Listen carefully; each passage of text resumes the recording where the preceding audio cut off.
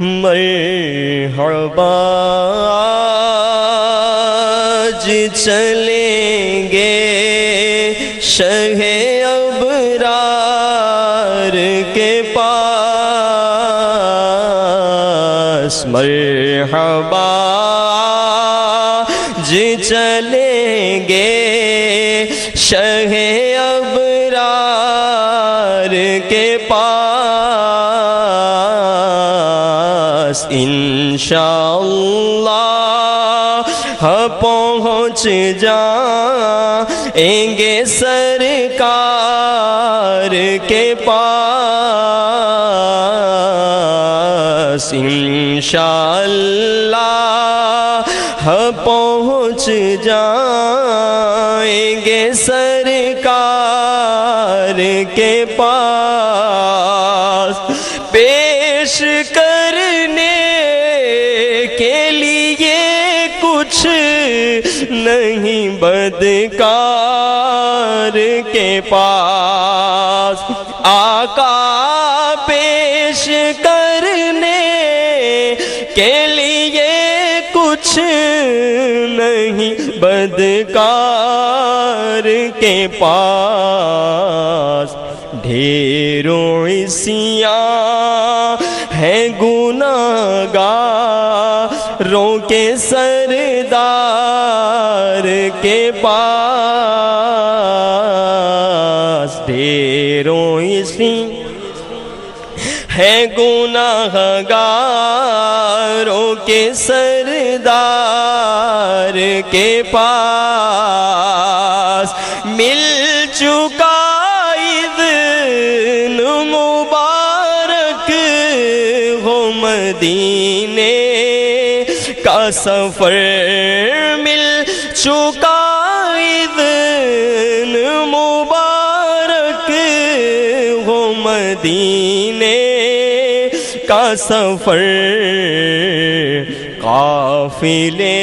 والو چلو احمد مختار کے پاس، قافلے والو چلو چلتے ہیں سرکار کے پاس، خوب رو رو کے وہاں غم کا فسانہ کہنا، خوب رو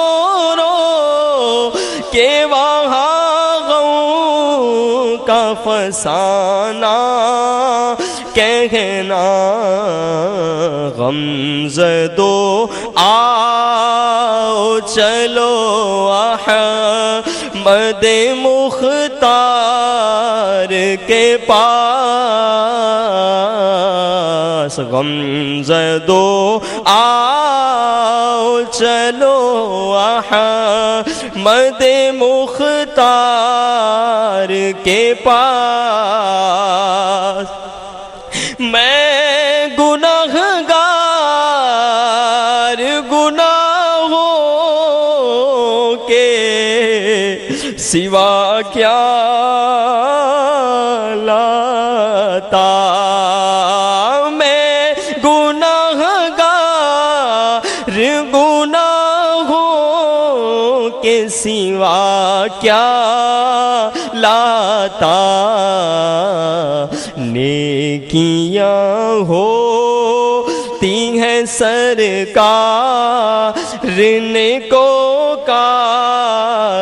کے پاس، نیکیاں ہوتی ہیں سرکار نیکوکار کے پاس، آنکھ جب گنبد خضرا کا نظارہ کر لے، آنکھ جب گنبد خضرا کا نظارہ کر لے، دم نکل جا اے میرا کاش در یار کے پاس دم نکل جا اے میرا آپ کی دیوار کے پاس ہے مدینے میں شہادت کا یہ منگتا مولا ہے مدینے میں شہادت کا یہ منگتا مولا ایک بھیکاری ہے کھڑا آپ کے دربار کے پاس ایک بھیکاری ہے کھڑا آپ کے دربار کے ہاں مجھے مرنا ہے آقا گنبد خضرا کے سائے میں وطن میں مر گیا تو کیا کروں گا یا رسول اللہ دے دے مرنے کی مدینے میں سعادت دے دے آقا کس طرح سندھ کے جنگل میں مروں گا یا رب ہے مدینے میں شہادت کا یہ منگتا مولا ایک بھیکاری ہے کھڑا آپ کے دربار کے پاس ایک بھیکاری ہے کھڑا آپ کے دربار کے قبر میں یوں ہی نکیرو نہیں آیا ان کی قبر میں یوں ہی نکیرو نہیں آیا ان کی ہے غلامی کی سند دیکھ لو عطار کے پاس ہے غلامی کی سند دیکھ لو عطار کے پاس مرحبا آج چلیں گے شہ ابرار کے پاس انشاءاللہ پہنچ جائیں گے سرکار کے پاس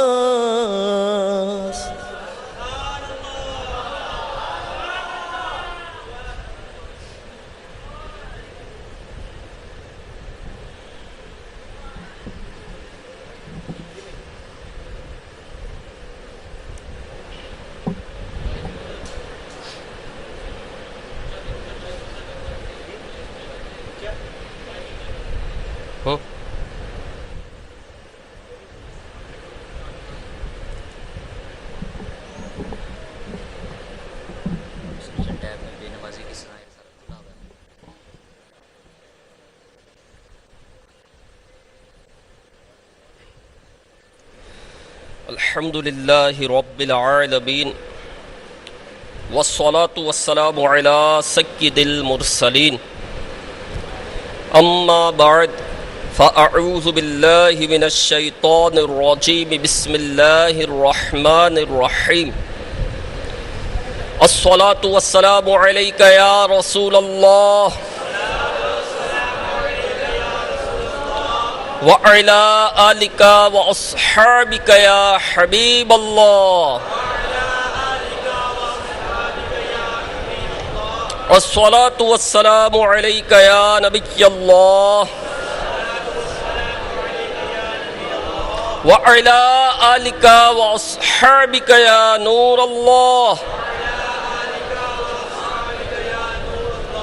نويت سنة الاعتکاف۔ میٹھے بیٹے اسلامی بھائیوں، قریب قریب آ کر بیان کی تعظیم کی نیت سے ہو سکے تو دو زانوں بیٹھ جائیے، اگر تھک جائیں تو جس طرح آپ کو آسانی ہو اسی طرح بیٹھ کر نگاہیں نیچی کیے توجہ کے ساتھ بیان سنیے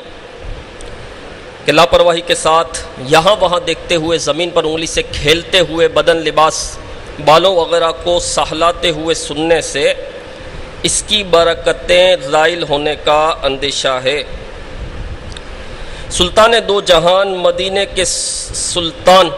صلی اللہ تعالی علیہ وآلہ وسلم کا فرمان جنت نشان ہے، بے شک اللہ عز و جل نے ایک فرشتہ میری قبر پر مقرر فرمایا ہے جسے تمام مخلوق کی آوازیں سننے کی طاقت عطا فرمائی ہے۔ پس قیامت تک جو کوئی مجھ پر درود پاک پڑھتا ہے تو وہ مجھے اس کا اور اس کے باپ کا نام پیش کرتا ہے کہ فلاں بن فلاں نے آپ صلی اللہ تعالی علیہ وآلہ وسلم پر اس وقت درود پاک پڑھا ہے۔ صلو علی الحبیب صلی اللہ تعالی علی محمد، توبو الی اللہ استغفر اللہ، صلو علی الحبیب صلی اللہ تعالی علی محمد۔ میٹھے بیٹے اسلامی بھائیوں، حصول ثواب کی خاطر بیان سننے سے پہلے اچھی نیتیں کر لیتے ہیں۔ فرمان مصطفیٰ صلی اللہ تعالی علیہ وآلہ وسلم، نیت المؤمن خیر من عملہ، مسلمان کی نیت اس کے عمل سے بہتر ہے۔ حدیث پاک کا مفہوم ہے کہ اچھی نیت بندے کو جنت میں داخل کروا دے گی۔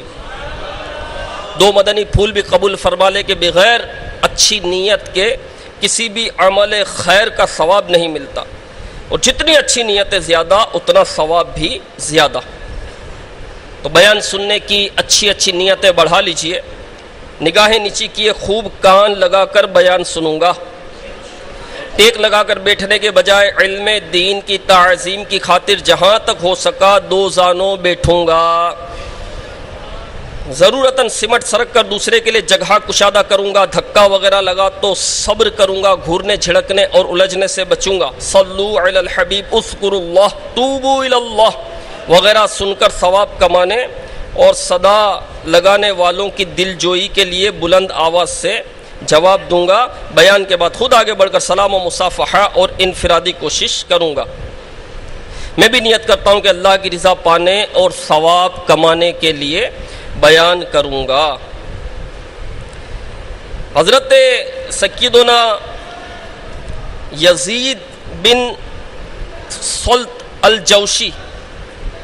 علیہ رحمت اللہ القوی فرماتے ہیں کہ ایک مرتبہ میں اپنے ایک عابد و زاہد دوست سے ملنے بصرہ گیا۔ جب میں ان کے گھر پہنچا تو دیکھا کہ ان کی حالت بہت نازک ہے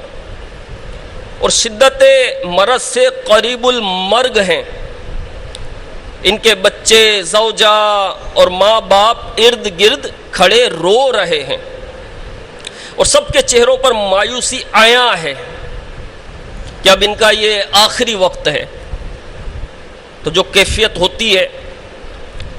تو میں نے جا کر سلام کیا اور پوچھا آپ اس وقت کیا محسوس کر رہے ہیں؟ یہ سن کر میرے وہ دوست کہنے لگے میں اس وقت ایسا محسوس کر رہا ہوں جیسے میرے جسم کے اندر چیونٹیاں گھوم پھر رہی ہے۔ اتنی دیر میں ان کے والد رونے لگے تو میرے دوست نے پوچھا اے میرے شفیق باپ، آپ کو کس چیز نے رلایا؟ کہنے لگے میرے لال، تیری جدائی کا غم مجھے رلا رہا ہے، تیرے مرنے کے بعد ہمارا کیا بنے گا؟ پھر ان کی ماں، بچے اور زوجہ بھی رونے لگے۔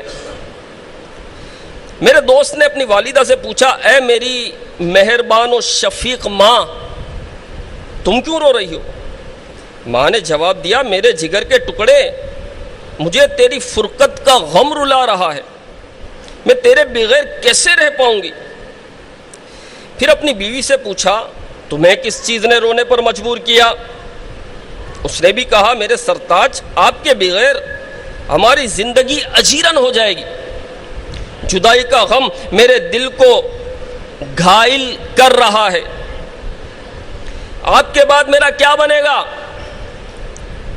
پھر اپنے روتے ہوئے بچوں کو قریب بلایا اور پوچھا، میرے بچوں، تمہیں کس چیز نے رلایا؟ تم کیوں رو رہے ہو؟ بچے کہنے لگے، آپ کے وصال کے بعد ہم یتیم ہو جائیں گے، ہمارے سر سے سایہ پدری اٹھ جائے گا، آپ کے بعد ہمارا کیا بنے گا؟ آپ کی جدائی کا غم رلا رہا ہے۔ ان سب کی باتیں سن کر میرے دوست نے کہا، مجھے بٹھا دو۔ جب انہیں بٹھا دیا گیا تو گھر والوں سے کہنے لگے، تم سب دنیا کے لیے رو رہے ہو،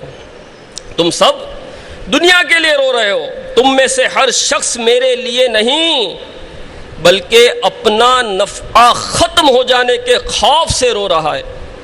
کیا تم میں سے کوئی ایسا بھی ہے جسے اس بات نے رلایا ہو کہ مرنے کے بعد قبر میں میرا کیا حال ہوگا؟ ان قریب مجھے وحشت ناک تنگ و تاریک قبر میں چھوڑ دیا جائے گا۔ کیا تم میں سے کوئی اس بات پر بھی رویا کہ مجھے مرنے کے بعد منکر نکیر سے واسطہ پڑے گا؟ کیا تم میں سے کوئی اس خوف سے بھی رویا کہ مجھے میرے پروردگار عز و جل کے سامنے حساب و کتاب کے لیے کھڑا کیا جائے گا؟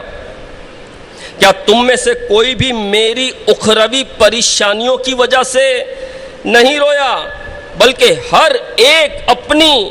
دنیا کی وجہ سے رو رہا ہے؟ پھر ایک چیخ ماری اور ان کی روح کفن سے انصری سے پرواز کر گئی۔ اللہ عز و جل کی ان پر رحمت اور ان کے صدقے ہماری بے حساب مغفرت ہو۔ میٹھے میٹھے اسلامی بھائیوں، بیان کردہ حکایت میں اس عابد و زاہد نے اپنے اہل خانہ کے ساتھ ہمیں بھی فکر آخرت کا کیسا مدنی ذہن دیا۔ یہ سوچنا چاہیے کہ دنیاوی نعمتوں کے چھن جانے پر تو ہم خوب روتے ہیں،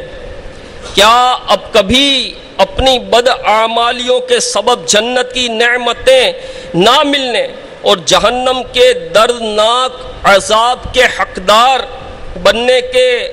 خوف سے بھی رونا آیا؟ کہ اگر میری جو بداعمالیاں ہیں، میرے جو گناہ ہیں، میں جو دین سے دور ہوں، میں جھوٹ بول رہا ہوں، میں غیبتیں کر رہا ہوں، میں چغلیاں کر رہا ہوں، میں بدنگاہی کر رہا ہوں، فلمیں دیکھ رہا ہوں، ڈرامے دیکھ رہا ہوں، گانے باجے سن رہا ہوں، دھوکہ دے رہا ہوں، گالیاں دے رہا ہوں، جھگڑے کر رہا ہوں، لڑ رہا ہوں، مار رہا ہوں، کسی کا حق کھا رہا ہوں، ایسے ایسے گناہ کر رہا ہوں، تو اگر جہنم کا دردناک عذاب اگر مجھ پر ہوا، مجھے جہنم میں ڈال دیا گیا تو میرا کیا بنے گا؟ میرا جسم کتنا نرم و نازک ہے، معمولی گرمی کی شدت برداشت نہیں ہوتی، چیونٹی کا کانٹا میں برداشت نہیں کر سکتا، کھٹمل کا کانٹا میں برداشت نہیں کر سکتا، مچھر کا کانٹا میں برداشت نہیں کر سکتا، آگ کا دھواں برداشت نہیں ہوتا۔ آگ کے قریب سردیوں میں خاص کر جب لوگ کھڑے ہوتے ہیں گرمائش حاصل کرنے کے لیے، تو جب اس کا دھواں اٹھتا ہے اور آنکھ پر جاتا ہے تو آدمی سے برداشت نہیں ہوتا، آگ نہیں آ رہی، اس کا دھواں آ رہا ہے، تو اس کا دھواں مجھ سے برداشت نہیں ہوتا۔ جلتی تیل کی ایک چھینٹ میرے جسم پر پڑ جائے تو میری چیخ نکل جاتی ہے، میری چیخ نکل جائے، جلتی سگریٹ پاؤں کے نیچے آ جائے تو میری چیخ نکل جاتی ہے، معمولی کانٹا چبھ جائے تو میری چیخ نکل جاتی ہے، مجھ سے برداشت نہیں ہوتا، میں چاہے کتنا ہی طاقتور ہوں، دوسرا قدم اٹھانے کے لیے میں تیار نہیں ہوتا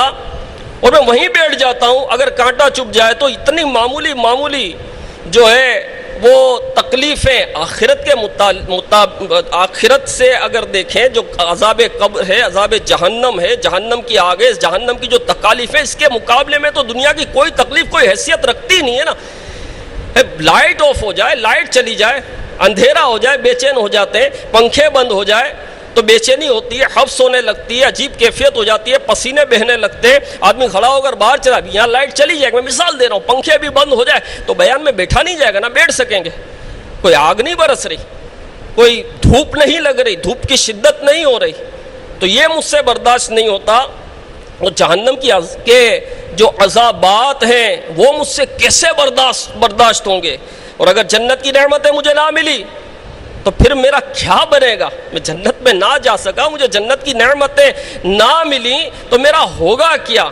دنیاوی اعتبار سے کوئی نعمت چھین جاتی ہے تو مجھے تکلیف ہوتی ہے۔ جیسے ہمارے یہاں نابینا بھی بیٹھے ہوئے ہیں، گونگے بہرے اسلامی بھائی بھی ہیں، معذور بھی ہیں، کوئی ہاتھ سے معذور ہے، اس میں کوئی پاؤں سے معذور ہوگا، تو ان میں کچھ ایسے اسلامی بھائی بھی ہوں گے جو گونگے اور بہرے ہیں، کچھ ایسے ہیں کہ گونگے بہرے تو نہیں ہیں، بول سکتے ہیں، سن سکتے ہیں، لیکن نابینا ہیں، دیکھ نہیں سکتے، کچھ ایسے ہیں جو گونگے بھی ہوں گے، بہرے بھی ہیں، نابینا بھی ہیں، نہ بول سکتے ہیں، نہ سن سکتے ہیں، نہ دیکھ سکتے ہیں۔ ایسے اسلامی بھائی بھی جو ہے وہ ایسی بھی ایک کیٹیگری ہے، خود کچھ ایسے ہوتے ہیں جو پاؤں سے معذور ہے، کوئی ہاتھ سے معذور ہے۔ تو یہ اللہ عز و جل نے بہت بڑی بڑی نعمتیں ہم کو عطا کی ہے۔ تو جس کے پاس آنکھ کی نعمت نہیں ہے، دیکھ نہیں سکتا، جو سن نہیں سکتا، وہ بول نہیں سکتا، اس نعمت کے نہ ہونے پر تو اس کو افسوس ہے، اس نعمت کے نہ ہونے پر تو اس کو غم ہے۔ لیکن جنت کی نعمتیں اگر نہ ملی گناہوں کے سبب تو اس پر اس کو کوئی دکھ نہیں ہے، اس پر اس کو کوئی افسوس نہیں ہے، اس پر کبھی رونا آیا کہ میرا وقت کتنا بیکار گزر رہا ہے، میں کیسا وقت مطلب گناہوں میں گزار رہا ہوں۔ اسی طرح دنیاوی نعمتوں کے حصول کے لیے تو ہم خوب کوشش کرتے ہیں، کیا کبھی جنت کی نعمتیں پانے کے لیے نفس کی مخالفت کرتے ہوئے نیک اعمال کے لیے بھی جستجو کی؟ دنیا کی نعمتیں حاصل کرنے کے لیے، دنیا کا کاروبار بڑھانے کے لیے، مال حاصل کرنے کے لیے، پیسہ حاصل کرنے کے لیے، آسائشیں حاصل کرنے کے لیے، فریج لینا ہے،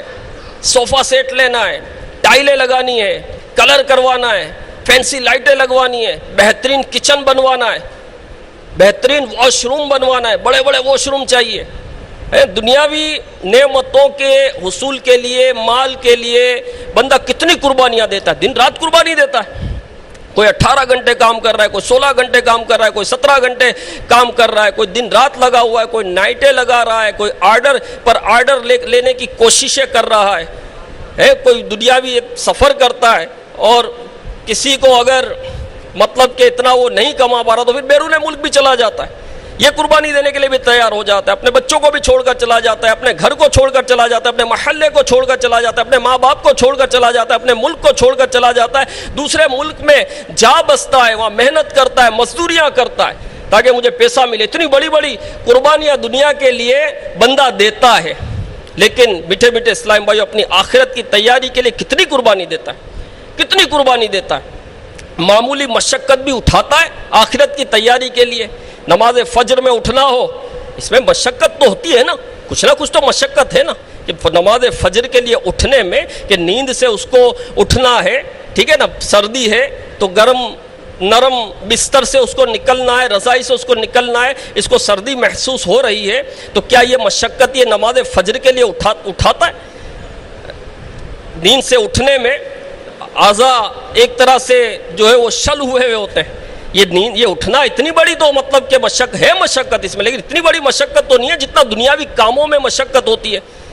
جتنی محنت مزدوریاں کرنے میں مشقت ہوتی ہے۔ اچھا، اسی شخص کو اگر جو نماز فجر کا وقت ہے اسی وقت میں اگر کام پر جانا پڑے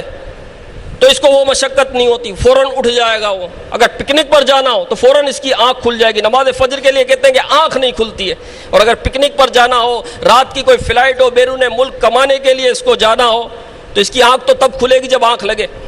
آنکھ لگتی نہیں ہے، اس کی آنکھ لگتی نہیں ہے، یہ جھاگتا رہتا ہے پوری رات، اور اگر آنکھ لگ بھی گئی، سو بھی گیا، سوئے گا بھی اگر، تو کتنوں کو بول کر سوئے گا اٹھا دینا میری فلائٹ ہے، اور صبح پکنک پر جانا ہے، گھومنے جانا ہے، اٹھا دینا، کتنوں کو کہہ کر سوئے گا، اور پھر بھی اس کی آنکھ کتنی مرتبہ کھل جائے گی، اور جیسے ہی آنکھ کھلے گی سب سے پہلے گھڑی دیکھے گا، کہیں ٹائم تو نہیں ہو گیا، کہیں ٹائم گزر تو نہیں گیا، فوراً گھڑی دیکھے گا، ڈر کے گھڑی دیکھے گا، ابھی تو 2 گھنٹے باقی ہے، پھر تھوڑا لیٹے گا، پھر آنکھ کھل جائے گی، اچھا آدھے گھنٹے میں اس کی آنکھ کھلے گی، آدھے گھنٹے میں اس کی آنکھ کھلے گی۔ نماز فجر کے لیے آنکھ نہیں کھلتی، نماز فجر کے لیے آنکھ نہیں کھلتی۔ تو یوں میٹھے اسلامی بھائیوں، دنیاوی نعمتوں کے حصول کے لیے خوب آدمی کوشش کرتا ہے، خوب قربانیاں دیتا ہے، جی ہاں، اپنی جان تک داؤ پر لگا دیتا ہے۔ ابھی پچھلے سالوں میں ایسا ہوا، ہیٹ اسٹروک ہوا تھا، رمضان کے مہینے میں ہوا تھا، پچھلے 1-2 سال پہلے کی بات ہے یہ، تو اس میں کئی لوگ جو ہے وہ وفات پا چکے تھے، خاص کر کے باب المدینہ کراچی میں تو سینکڑوں لوگ جو ہے وہ انتقال کر گئے تھے۔ ان میں جو اکثر طبقہ تھا وہ مزدور طبقہ تھا، وہ مزدور تھے، جو اکثر جن کا مطلب جو وفات پا چکے وہ مزدور تھے، وہ کھلے آسمان کے نیچے دھوپ میں وہ کام کر رہے تھے، دھوپ کی شدت تھی، ہیٹ اسٹروک ہوا تھا، دھوپ کی شدت تھی، اب وہ کام کر ہی رہا ہے، یہاں تک کام کر رہا ہے جب تک گر نہیں گیا، تب تک کام کر رہا ہے۔ اب کسی کو دھوپ لگ رہی ہے تو اس کا جسم بھڑک رہا ہے، اس کو پسینے سے وہ شرابور ہو رہا ہے، اس کو پتا تو چلے، پھر بھی کام میں لگا ہوا ہے، پھر بھی وہ کام میں لگا ہوا تھا، اس نے کام نہیں چھوڑا، یہاں تک کہ اس کو چکر آئے، گر گیا، بے ہوش ہو گیا، ہسپتال لے جایا گیا، تو اتنی مطلب اس کو گرمی لگ گئی کہ ایک تعداد ہے کہ جس کا انتقال ہو گیا۔ اس میں جو مسلمان تھے اللہ عز و جل ان کی مغفرت فرمائے، لیکن کیا مسجد میں آنے میں، نماز فجر پڑھنے میں، نماز ظہر پڑھنے میں، عصر پڑھنے میں، مغرب پڑھنے میں، عشاء پڑھنے میں کیا ایسی مشقت ہے؟ ارے مسجد تو مطلب کہ یار ٹھنڈی ٹھنڈی مسجدیں ہوتی ہے، پنکھے لگے ہوئے ہوتے ہیں، وضو کرتا ہے آدمی، وضو کا بھی انتظام ہوتا ہے، مسجد میں کتنے انتظامات ہوتے ہیں۔ تو یہ نماز پڑھنے جو آنا ہے، اس کو یہ نماز پڑھنے کے لیے جو آتا ہے، اس میں کیا مشقت ہے، اس میں تو راحت ہے، قلبی سکون ملتا ہے، ذہنی سکون ملتا ہے، روحانی سکون ملتا ہے، لیکن مسجد میں وہ نہیں آتا، وہ نماز نہیں پڑھتا، نماز پڑھنے کو جی نہیں کرتا، نماز میں اس کو سستی ہوتی ہے، لیکن جب کام کرتا ہے تو کام دلچسپی کے ساتھ کرتا ہے، قربانی دے کر کرتا ہے، دھوپ میں کھڑے رہ کر بھی کام کرتا ہے، یہاں تک کہ اس کا انتقال ہو گیا، اس کی موت آ گئی، اس کو گرمی لگ گئی، لیکن وہ کام میں لگا رہا۔ تو میرے میٹھے میٹھے اسلامی بھائیوں، دنیا میں اگر کوئی ہمارا امتحان لیتا ہے تو ہمارے پسینے چھوٹ جاتے ہیں، جواب یاد نہ ہونے کے باوجود گھبراہٹ کے سبب جواب بھول جاتے ہیں، کبھی قبر و وحشت کے امتحان کے خوف سے بھی لرزہ طاری ہوا کبھی لرزہ طاری۔ ہم سے جب حساب لیا جاتا ہے، سیٹ حساب لیتا ہے، تو آدمی حساب ہوتا بھی ہے اس کے پاس، صحیح ہوتا ہے، لیکن وہ اس میں جھجک پیدا ہو جاتی ہے، گھبراہٹ پیدا ہو جاتی ہے، حساب دے نہیں پاتا۔ امتحان جب قریب آتے ہیں، طلبہ پوری رات جاگتے ہیں، پوری رات جاگ کر اس کی تیاری کرتے ہیں، اور جب امتحان دینے کے لیے بیٹھتے ہیں تو کئی چیزیں ذہن سے اس وقت نکل بھی جاتی ہوگی۔ تو دنیاوی امتحان سے جو ہے آدمی ڈرتا ہے، لیکن قبر کا جو امتحان ہوگا، قبر کے جو سوالات ہوں گے، اس کے جوابات کیا یاد ہیں؟ اس کی کوئی تیاری کی؟ اس کی کوئی تیاری نہیں ہے، اس کے لیے کبھی جسم پر لرزہ طاری ہوا؟ محشر کا امتحان جو دینا پڑے گا، کیا اس کے لیے کبھی اس کو کوئی فکر ہوئی؟ یاد رکھیے، یہ دنیا اور اس کی تمام نعمتیں فانی ہیں، یہ دنیا اور اس کی تمام نعمتیں فانی ہے، لہذا دنیا کی ان فانی آسائشوں اور نعمتوں سے لطف اندوز ہونے کے ساتھ ساتھ یہ بات بھی ذہن میں بٹھا لینی چاہیے کہ آخرت میں ان سب نعمتوں کا حساب بھی دینا پڑے گا۔ جو نعمتیں اس کو دنیا میں ملی ہے، ان نعمتوں کا حساب اسے بروز قیامت دینا ہوگا۔ اور دنیا میں جو نعمتیں ملتی ہیں میٹھے میٹھے اسلامی بھائیوں، اس میں زحمتیں بھی تو ساتھ ہوتی ہے نا، دنیا کی نعمت میں زحمت بھی ہوتی ہے۔ جو آدمی کھانا کھاتا ہے، اسی کو دیکھ لے، تو کھانا کھانے کے لیے پہلے اس کو کمانا پڑتا ہے، کھانا نعمت ہے، جو کھاتا ہے یہ نعمت ہے، لیکن اس کو کھانے کے لیے پہلے کمانا پڑتا ہے، محنت کرنی پڑتی ہے، وقت دینا پڑتا ہے، پھر کہیں جا کر اس کے پاس پیسہ آتا ہے، پھر پیسہ آتے ہی کھانا یوں سامنے نہیں آ جاتا، اسے خریدنے کے لیے جانا پڑتا ہے، یہ بھی ایک مشقت تو ہے نا، یہ بھی ایک زحمت تو ہے نا، پھر خرید کر لانا، پھر اس کو دھونا، پھر اس کو کاٹنا، پھر اس کو پکانا، اور چولہے کے پاس بیٹھنا، جو پکاتی ہے اس کو پتا ہے، پھر چولہے کے پاس بیٹھنا، پھر وہ پکتا ہے، پھر پکنے کے بعد ہاتھ سے اس کو اٹھانا، روٹی توڑنا، لقمے بنانا، منہ میں لقمے ڈالنا، پھر اس کو چبانا، پھر اس کو اتارنا، ٹھیک ہے نا، پھر جب وہ اتر گیا پھر آزمائش ہے، اس کو پیٹ میں رکھنا، لے کر پھرنا، کبھی پیٹ میں درد، کبھی سینے میں درد، کبھی گلے میں درد، کبھی سینے کی جلن، ٹھیک ہے نا. اور چبا کے کہاں کھاتے ہیں؟ نگلتے ہیں. امیر علیہ سنت دامت برکاتہم العالیہ تو فرماتے ہیں کہ ہم نگلتے ہیں، ٹھیک ہے نا. یہ مطلب چباتے کتنا ہے، چبا کے کون کھاتا ہے، کتنا چباتا ہے. تو خیر پھر پیٹ میں لینا، پھر اس کو پیٹ سے باہر بھی تو نکالنا ہے. یہ بھی تو ایک تکلیف ہے، یہ بھی تو ایک زحمت ہے، یہ بھی تو ایک آزمائش ہے یا نہیں ہے؟ تو دنیا کی جو بھی نعمتیں ہیں اس میں زحمتیں شامل ہوتی ہیں. پھر ان نعمتوں کا حساب دینا، یہ بھی تو ایک مطلب کہ زحمت ہے نا، اس کا حساب دینا پڑے گا. جبکہ جنت کی نعمتوں میں آزمائش نہیں ہے، زحمت نہیں ہے. جنت کی نعمتوں میں زحمت نہیں ہے. جی ہاں، جنت کی اور نعمتیں وہ نعمتیں اللہ ہم کو نصیب کرے، اللہ ہم کو نصیب کرے. تو میرے میٹھے میٹھے اسلام بھائیو، صرف کھانے پینے یا استعمال کی ضروری چیزوں کے بارے میں ہی پوچھ گچھ نہیں ہوگی، حساب بھی ہوگا نا. تو صرف کھانے پینے یا استعمال کی ضروری چیزوں کے بارے میں ہی پوچھ گچھ نہیں ہوگی، بلکہ اعمال کے بارے میں بھی پرسش ہوگی. جی ہاں، ہر عمل کا حساب دینا ہوگا، ہر عمل کا حساب دینا. سرما بھی جو آدمی لگاتا ہے اس کا بھی پوچھا جائے گا کہ کیوں لگایا تھا. جی ہاں، سرما لگایا تھا تو اس کا بھی پوچھا جائے گا کہ سرما کیوں لگایا تھا. جی لہذا کوئی بھی کام کرنے سے پہلے لمحہ بھر کے لیے یہ ضرور سوچنا چاہیے کہ میں جس کام کو کرنے کا ارادہ رکھتا ہوں اس میں میری آخرت کا فائدہ ہے بھی یا نہیں، کیونکہ فضول و لغو کاموں کے ارتکاب پر آخرت میں میری پکڑ ہو سکتی ہے. تو میرے میٹھے میٹھے اسلامی بھائیوں، یہ بہت پیارا مدنی پھول ہے، بہت پیارا مدنی پھول ہے. اسے اپنے ذہن میں بٹھا لیجئے، اسے اپنے دل میں بسا لیجئے کہ میں جو کام کرنے کے لیے جا رہا ہوں کیا اس میں کوئی آخرت کا فائدہ ہے، کیا اس میں کوئی آخرت کا نفع ہے، کیا میرے نامہ اعمال میں نیکی لکھی جائے گی، کہیں میرے نامہ اعمال میں یہ فضول تو نہیں لکھا جائے گا، کہیں میرے نامہ اعمال میں یہ گناہ تو نہیں لکھا جائے گا. یعنی کام آدمی وہی کرے جس میں اس کی آخرت کا فائدہ ہو، جس میں اس کی آخرت کا فائدہ ہو. کوئی کام نہیں ہے. مثال کے طور پر ابھی آپ اجتماع سے فارغ ہوتے، جو مدنی قافلوں میں سفر کریں گے وہ خوش نصیب اسلامی بھائی ہے کہ مدنی قافلوں میں سفر کریں گے، راہ خدا میں ان کا وقت گزرے گا. جو مدنی کورسز میں شامل ہوں گے وہ خوش نصیب اسلامی بھائی ہے کہ ان کا وقت راہ خدا عز و جل میں گزرے گا. جو کسی مجبوری کے سبب اپنے گھروں کی طرف جا رہے ہیں تو ٹھیک ہے، وہ جا رہے ہیں، اب وہ کیا کریں، اب سفر میں تو بھائی کوئی کیا کام کرنا ہے، کچھ کام نہیں ہے. تو درود شریف پڑھیں، درود شریف پڑھیں. صلی اللہ علی محمد، بسم اللہ الرحمن الرحیم، اللہ بسم اللہ بسم اللہ بسم اللہ سبحان اللہ اللہ اللہ. یہ پڑھتا رہے، یہ پڑھتا رہے تاکہ میرا وقت یہ فضول نہ جائے، اس میں نیکیاں لکھی جائے. کوئی ساتھ ہے تو اس کو نیکی کی دعوت دے، آپ کو کوئی سنت آتی ہے تو وہ سنت اس کو سکھا دے. اب وہ بھائی بات کر رہا ہے، دنیاوی باتوں میں وہ مشغول ہو رہا ہے، یا وہ بیکار کی باتیں کر رہا ہے، یا کوئی گناہوں بھری گفتگو کر رہا ہے، اس کو نیکی کی دعوت دیں، اس کو نیکی کی دعوت دیں. تو میٹھے میٹھے اسلامی بھائیوں، یہ ذہن کہ کوئی بھی کام کرنا ہے تو یہ دیکھ لیں کہ اس کام میں میرا آخرت کا فائدہ ہے یا نہیں ہے. یہ بہت پیارا مدنی پھول ہے. تو یہ مطلب کہ ضرور ذہن بنائیں کہ مجھے کام وہی کرنا ہے جس میں میری آخرت کا فائدہ ہو. کہ زندگی ایک انمول ہیرا ہے، یہ وقت بہت قیمتی ہے، ایک ایک سیکنڈ ہمارا یہ بہت قیمتی ہے، اسے فضول نہیں ضائع کرنا چاہیے. یہ وقت صرف اسی کا قیمتی نہیں ہے. جیسے دنیاوی اعتبار سے کوئی بہت مالدار آدمی ہے یا کوئی عہدے دار آدمی ہے تو اس کا وقت نہیں ملتا،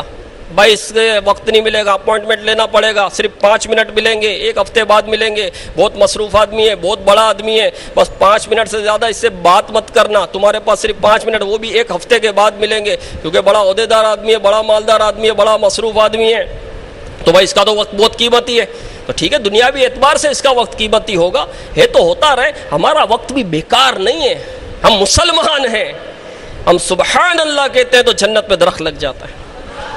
اتنا قیمتی ہمارا وقت ہے. ہم الحمدللہ کہتے ہیں تو جنت میں ہمارے لیے درخت لگ جاتا ہے. کتنا قیمتی وقت ہے یار، کتنا قیمتی وقت ہے. ہم صلی اللہ علی محمد پڑھیں تو 10 نیکیاں لکھ دی جاتی ہے، 10 گناہ معاف کیے جاتے ہیں، 10 درجات بلند کیے جاتے ہیں. یہاں وہاں کی فضول باتیں کرنے سے بہتر آدمی ذکر و اذکار کرتا رہے. کتنا قیمتی وقت ہے، اور یہ ویسے ہی برباد ہوتا ہے، ہوا جا رہا ہے، وہ ویسے ہی ضائع ہو رہا ہے. تو میٹھے میٹھے اسلام بھائیوں، ہمیں فضول لغو کاموں کے ارتکاب سے بچنا چاہیے کہ اس میں آخرت میں ہماری پکڑ ہو سکتی ہے. جی ہاں، اور یہ بھی یاد رہے کہ روز قیامت ہمارے ان اعضاء کے بارے میں بھی سوال ہوگا جن سے ہم بلا جھجک دن رات ڈھیروں گناہ کرتے ہیں. جی ہاں، آنکھ سے سوال ہوگا، زبان سے سوال ہوگا، کان سے سوال ہوگا، ہاتھ سے سوال ہوگا، پاؤں سے سوال ہوگا. جیسے آنکھ کہ ہم اس سے اللہ عز و جل کی نافرمانی والے بہت سے کام کرتے ہیں. بدنگاہی کرنا، فلموں ڈراموں کے حیا سوز مناظر سے لطف اندوز ہونا. آج تو لطف مل رہا ہے، نفسانی مزے مل رہے ہیں، لیکن یہ بروز قیامت پھنسا دیں گے کہ جس نے اپنی آنکھ کو حرام سے پر کیا اس کی آنکھ میں آگ بھر دی جائے گی. اسی طرح ہمارے کان بھی حرام کردہ کاموں میں مصروف رہتے ہیں اور ہم دن رات گانے باجے، فضول اور فحش لطیفے، غیبت و چغلی سننے اور کسی کے عیوب کو سننے جیسے گناہوں کے مرتکب ہوتے ہیں. اسی طرح ہمارا دل بھی برے خیالات، بغض و کینہ، حسد وغیرہ جیسی باطنی بیماریوں کا عادی ہوا جا رہا ہے. لہذا سمجھدار وہی ہے جو آخرت کے حساب و کتاب سے ڈرتے ہوئے اپنے اعضاء کو گناہوں سے بچانے میں کامیاب ہو جائے، ورنہ روز قیامت جب ان اعضاء کے بارے میں پوچھا جائے گا تو ہمارے پاس اس کا کوئی جواب نہ ہوگا. اللہ عز و جل قرآن پاک میں پارہ 15 سورہ بنی اسرائیل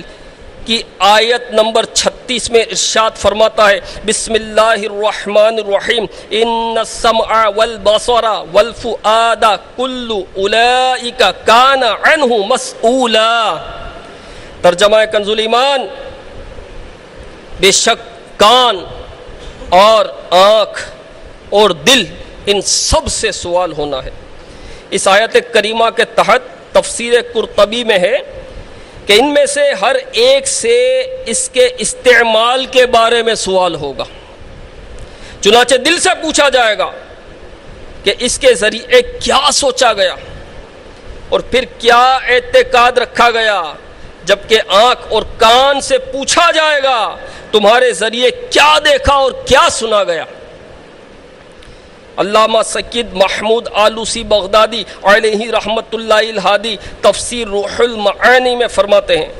یہ آیت اس بات پر دلیل ہے کہ آدمی کے دل کے افعال پر بھی اس کی پکڑ ہوگی. مثلا کسی گناہ کا پختہ ارادہ کر لینا یا دل کا مختلف بیماریوں مثلا کینہ، حسد اور خود پسندی وغیرہ میں مبتلا ہو جانا. ہاں، علماء نے اس بات کی تصریح فرمائی کہ دل میں کسی گناہ کے بارے میں محض سوچنے پر پکڑ نہ ہوگی جبکہ اس کے کرنے کا پختہ ارادہ نہ رکھتا ہو. حکیم الامت مفتی احمد یار خان علیہ رحمت الحنان فرماتے ہیں،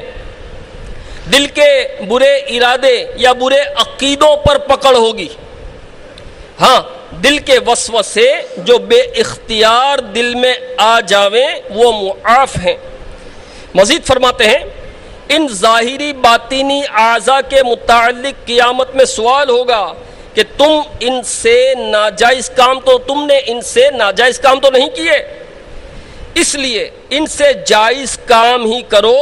یہ سوالات رب کے علم کے لیے نہیں بلکہ مجرم سے اقرار جرم کرانے کو ہوں گے. میٹھے میٹھے اسلامی بھائیوں، غور کیجئے، قیامت کے ہیبت ناک دن میں جب زمین تانبے کی ہوگی، سورج 1.25 میل کے فاصلے پر رہ کر آگ برسا رہا ہوگا. یہ سورج جو آج کروڑوں میل دور ہے، اس کی شدت ہم سے برداشت نہیں ہوتی، گرمی ہم سے برداشت نہیں ہوتی، جبکہ کہتے ہیں کہ اس کی پیٹھ ہماری طرف ہے. یوں سمجھ لیجیے، اگلا رخ ہماری طرف نہیں ہے. جیسے کہ یہ بلب جل رہا ہے، ٹھیک ہے، تو اس کا رخ ہماری طرف ہے، زمین کی طرف ہے. اگر اس بلب کا رخ جو ہے وہ چھت کی طرف کر دیا جائے تو کیا اس کی روشنی آئے گی، لیکن بہت کم روشنی آئے گی. جو اصل اس کی شدت ہے، جو اصل اس کی روشنی ہے، وہ تو اوپر کی طرف چلی جائے گی. تو اس وقت سورج کا اگلا رخ ہماری طرف نہیں ہے، پچھلا رخ ہماری طرف ہے، تو آپ سمجھئے کہ پچھلا رخ جب ہماری طرف ہے تو اس کی شدت ہم سے برداشت نہیں ہوتی، یہ گرمی ہم سے برداشت نہیں ہوتی، تو بروز قیامت سورج جو ہے اس کا اگلا رخ ہماری طرف ہوگا اور یہ 1.25 میل پر ہوگا، 1.25 نیزے پر ہوگا، اتنا قریب ہوگا، یعنی سورج گویا کہ آگ برسا رہا ہوگا۔ قیامت کا وہ ہیبت ناک ہولناک دن ہوگا اور زمین تانبے کی ہو چکی ہوگی، نفسی نفسی کا عالم ہوگا، وہ وقت ہوگا نفسی نفسی، ہر ایک اپنے میں پڑا ہوگا، کوئی کسی کا پرسان حال نہ ہوگا، پیاس کی شدت سے زبان سوکھ کر کانٹا ہو جائے گی۔ ایسے کڑے وقت میں جب ہمارے اعضائے بدن سے ان کے متعلق سوال کیے جائیں تو اس وقت ہمارا کیا بنے گا؟ میٹھے میٹھے اسلام بھائیو، دنیاوی اعتبار سے کبھی سر میں درد ہو رہا ہو، کبھی بخار کی شدت ہو جائے، معمولی حرارت ہو جائے، یا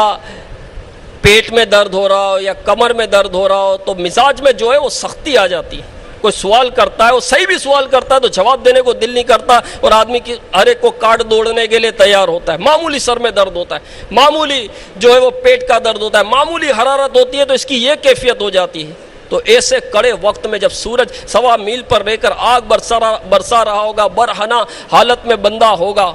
اور جو ہے اسے میں سوال جب ہوں گے تو اس کے جواب کیسے بنیں گے؟ کیسے بنیں گے؟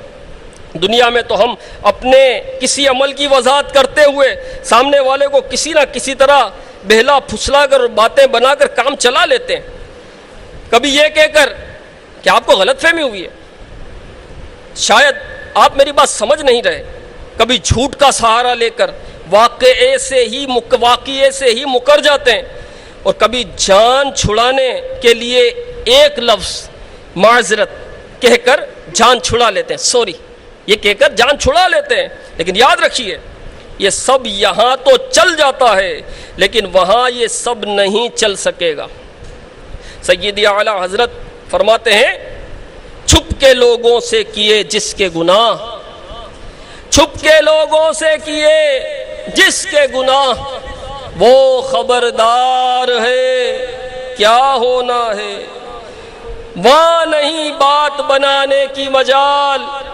وہاں نہیں بات بنانے کی مجال، چارہ اقرار ہے کیا ہونا ہے۔ اس کلام کی جو مختصر شرح ہے وہ یہ ہے، یعنی وہاں وہ عدالت ہوگی کہ جہاں جھوٹ، بہانہ، مکر و فریب چل ہی نہیں سکتے، سوائے اقرار کر لینے اور مان لینے کے کوئی چارہ کار نہ ہوگا۔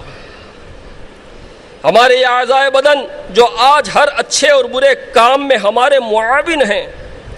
کسی بھی نیکی کے کام پر حوصلہ افزائی یا گناہ کے ارتکاب پر ملامت کرنے کی بجائے بالکل خاموش رہتے ہوئے ہمیں اپنے تاثرات سے مکمل طور پر محروم رکھتے ہیں۔ یعنی ہاتھ تو نہیں بولتا، آنکھ تو نہیں بولتی، کان تو نہیں بولتا، پاؤں تو نہیں بولتا، لیکن بروز قیامت یہی اعضاء ہمارے خلاف گواہی دیں گے کہ فلاں دن اور رات میں اس شخص نے مجھ سے یہ گناہ کیا، یہ گواہی دیں گے۔ چنانچہ قرآن پاک میں پارہ 18 سورہ نور کی آیت نمبر 24 میں ارشاد ہوتا ہے، ترجمہ کنز الایمان، جس دن ان پر گواہی دیں گے ان کی زبانیں، ان کے ہاتھ، ان کے پاؤں جو کچھ کرتے تھے۔ تفسیر روح المعانی میں اس آیت کریمہ کے تحت لکھا ہے کہ مذکورہ اعضاء کی گواہی کا مطلب یہ ہے کہ اللہ عز و جل اپنی قدرت کاملہ سے انہیں بولنے کی قوت عطا فرمائے گا، پھر ان میں سے ہر ایک اس شخص کے بارے میں گواہی دے گا کہ وہ ان سے کیا کام لیتا رہا ہے۔ صدر الافاضل مفتی نعیم الدین مراد آبادی علیہ رحمت اللہ الہادی فرماتے ہیں، زبانوں کا گواہی دینا تو ان کے منہوں پر مہریں لگائے جانے سے قبل ہوگا، اور اس کے بعد منہوں پر مہریں لگا دی جائیں گی جس سے زبانیں بند ہو جائیں گی اور اعضاء بولنے لگیں گے، اور دنیا میں جو عمل کیے تھے ان کی خبر دیں گے۔ خدا را اپنے حال پر رحم کیجیے، کیونکہ ہمارے نازک جسم قبر و حشر کے دردناک عذاب کو سہنے کی ہرگز طاقت نہیں رکھتے، لہذا زندگی کو غنیمت جانتے ہوئے جلد از جلد گناہوں بھری زندگی سے توبہ کر لیجئے۔ اللہ عز و جل اور اس کے پیارے رسول صلی اللہ تعالی علیہ وآلہ وسلم کی اطاعت و فرما برداری والے کاموں میں لگ جائیے۔ اگر یوں ہی گناہوں کا سلسلہ چلتا رہا، توبہ کی توفیق نصیب نہ ہوئی اور یکدم یہ چلتی سانسیں رک گئیں اور روز محشر ہمارے اعضاء نے ہماری عصیاں سے بھرپور زندگی کی داستان سنانی شروع کی، تو یاد رکھیے سوائے پچھتاوے کے کچھ ہاتھ نہ آئے گا۔ مناسب یہی ہے کہ آج ہی ہم اس دنیا میں اپنے تمام کاموں کا محاسبہ کریں اور ہر کام کرنے سے پہلے یہ سوچنے کی عادت ڈالیں کہ میں یہ کام کیوں اور کس لیے کر رہا ہوں، کہیں میرے اس عمل سے میری آخرت کا نقصان تو نہیں ہو رہا۔ ایک کاش لوگوں سے چھپ کر گناہ کرتے وقت ہمارا یہ ذہن بن جائے کہ ہمارا رب ہمیں ہر آن دیکھ رہا ہے، وہ ہمارے ہر عمل سے باخبر ہے۔ آج ہم کوئی بھی کام کرتے وقت دن کے اجالے یا رات کی تاریکی کی مطلقاً پرواہ نہیں کرتے، لیکن یاد رکھیے بروز قیامت یہ بھی ہماری نیکی و بدی پر گواہ ہوں گے۔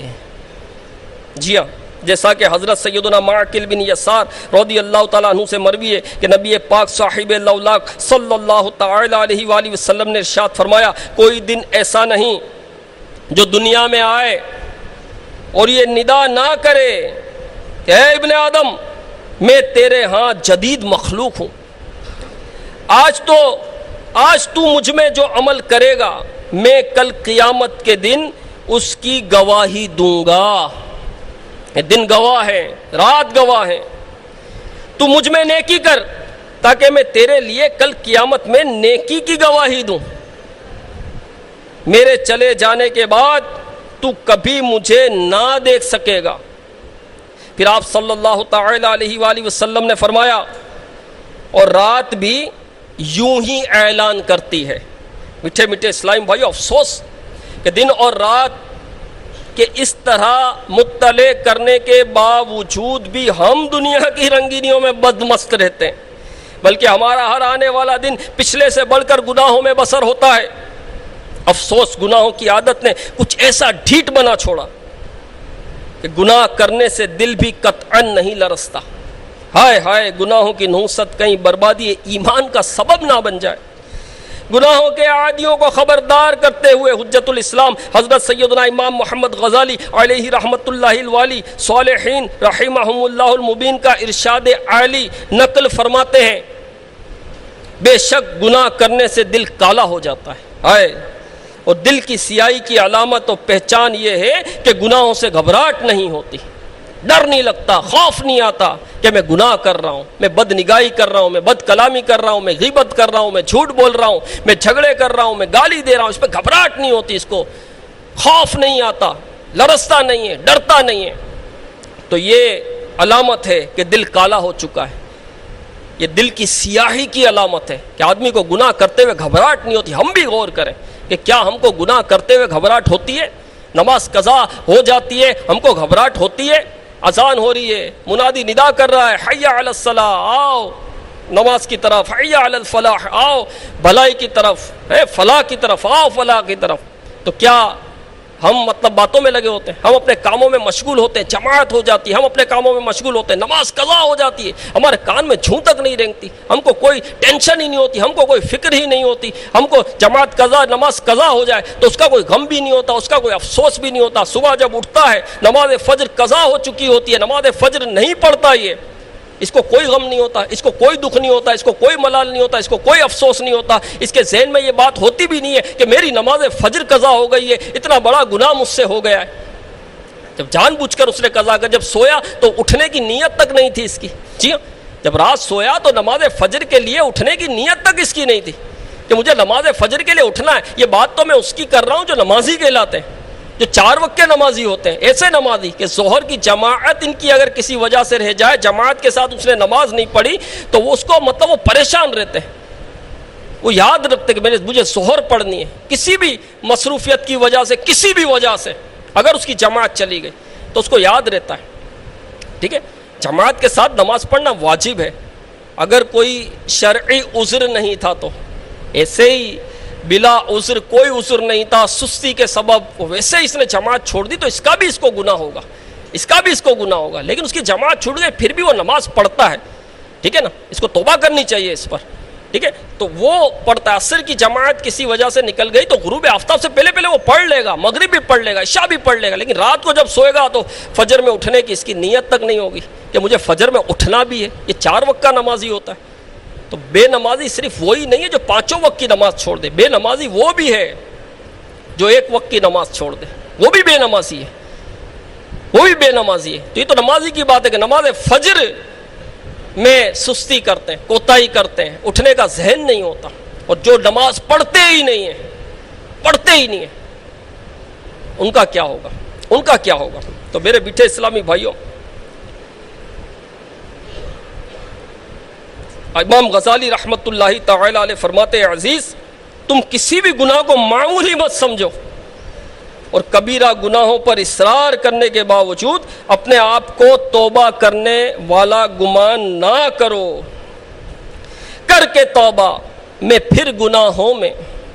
ہو ہی جاتا ہوں مبتلا، یا رب نیم جا کر دیا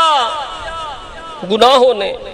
مرض عصیاں سے دے شفا، یا رب صلو علی الحبیب صلی اللہ تعالی علی محمد، توبوا الی اللہ استغفر اللہ، صلو علی الحبیب صلی اللہ تعالی علی محمد۔ کاش ہمیں فکر آخرت نصیب ہو جائے اور ہم دن بھر میں کیے جانے والے اعمال کا محاسبہ کرنے والے بن جائیں۔ اگر کوئی نیک عمل کیا تو اسے استقامت کے ساتھ ہمیشہ کرنے کی نیت کر لیجئے، نیت کیجئے، اور رب تعالی سے دعا کیجئے، اور کوئی گناہ سرزد ہو گیا ہو تو بارگاہ الہی میں خوب گڑ گڑا کر سچی توبہ کیجئے، اور ہر وقت آخرت کی فکر میں مصروف رہیے کہ لمحہ بھر کے لیے آخرت کے بارے میں غور و فکر کرنا کئی سال کی عبادت سے بہتر ہے۔ جیسا کہ دو عالم کے مالک و مختار حبیب پروردگار صلی اللہ تعالی علیہ وآلہ وسلم کا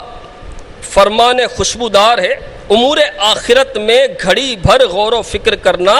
60 سال کی عبادت سے بہتر ہے۔ تو میٹھے میٹھے اسلام میں معلوم ہوا کہ گھڑی بھر کا تفکر 60 سال کی عبادت سے بہتر ہے، مگر ہمارا حال تو یہ کہ اولاً تو نیکیاں کرتے ہی نہیں ہیں، اور کر لیں تو اپنی نیک نامی بڑھانے، عبادت و ریاضت کا چرچا کروانے اور اپنے تقوی و پرہیزگاری کی داستانیں سنانے سے عمل ہی ناقص کر دیتے ہیں۔ لہٰذا ہمیں اپنے اعمال کا محاسبہ کرتے ہوئے یہ سوچنا چاہیے کہ کیا ہم نے نیک عمل خالص اللہ عز و جل کی رضا کے لیے کیا ہے، یا اس سے لوگوں پر اپنی عبادت و ریاضت کی دھاک بٹھانا مقصود تھی۔ اسی طرح برے اعمال کے بارے میں بھی سوچیں کہ برے کاموں میں تو اللہ عز و جل اور رسول صلی اللہ تعالی علیہ وآلہ وسلم کی ناراضی ہے،